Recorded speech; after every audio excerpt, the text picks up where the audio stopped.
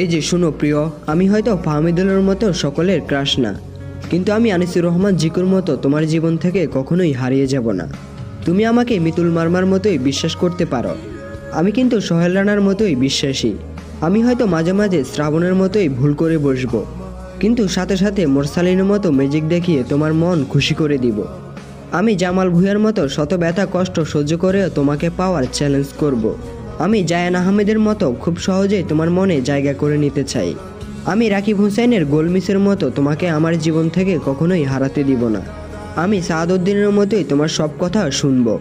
আমি সুমনের মতোই সবসময় তোমাকে ভালোবাসা দিয়ে আগলিয়ে রাখবো। আমি তোমাকে পাওয়ার জন্য 1000 মাইল পাড়ি দিয়েও তোমার কাছে ছুটে আসবো, ঠিক হামজা চৌধুরীর মতো। বাংলাদেশ যেমন স্বপ্ন দেখে ফিফা ওয়ার্ল্ড কাপ খেলার, ঠিক তেমনই আমিও স্বপ্ন দেখি তোমাকে পাওয়ার।